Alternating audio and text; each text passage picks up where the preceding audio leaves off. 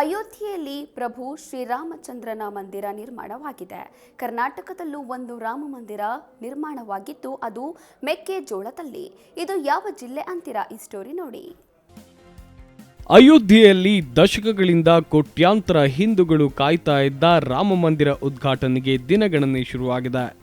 ಇದೇ ಜನವರಿ 22ರಂದು ಶ್ರೀರಾಮನ ಪ್ರಾಣ ಪ್ರತಿಷ್ಠಾಪನಾ ಕಾರ್ಯಕ್ರಮ ನಡೆಯಲಿದೆ.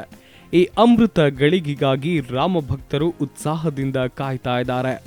ಅಯೋಧ್ಯೆಯಲ್ಲಿ ದಶಕಗಳಿಂದ ಕೋಟ್ಯಾಂತರ ಹಿಂದೂಗಳು ಕಾಯ್ತಾ ಇದ್ರು. ರಾಮ ಮಂದಿರ ಉದ್ಘಾಟನೆಗೆ ದಿನಗಣನೆ ಶುರುವಾಗಿದೆ. ಇದೇ ಜನವರಿ 22ರಂದು ಶ್ರೀರಾಮನ ಪ್ರಾಣ ಪ್ರತಿಷ್ಠಾಪನೆ ಕಾರ್ಯಕ್ರಮ ನಡೆಯಲಿದೆ.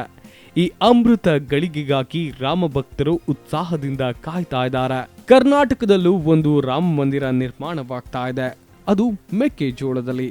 ಹೌದು, ಕೊಪ್ಪಳ ತಾಲೂಕಿನ ಔಜನಹಳ್ಳಿ ಗ್ರಾಮದಲ್ಲಿ ಮೆಕ್ಕೆಜೋಳದಲ್ಲಿ ರಾಮ ಮಂದಿರ ನಿರ್ಮಾಣವಾಗಿದೆ. ಅಯೋಧ್ಯೆಯಲ್ಲಿ ಪ್ರಭು ರಾಮಚಂದ್ರನ ಮಂದಿರ ನಿರ್ಮಾಣವಾಗಿದೆ.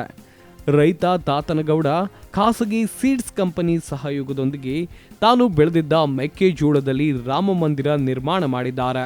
ಸರಿಸುಮಾರು 5,000 ಮೆಕ್ಕೆಜೋಳದ ತೆನೆಗಳನ್ನು ಬಳಸಿ ರಾಮ ಮಂದಿರ ನಿರ್ಮಿಸಲಾಗಿದೆ. ಕಳೆದ ಒಂದು ವಾರದಿಂದ 10 ಜನ ಕಾರ್ಮಿಕರ ಪರಿಶ್ರಮದಿಂದ ಈ ರಾಮ ಮಂದಿರ ನಿರ್ಮಾಣವಾಗಿದೆ.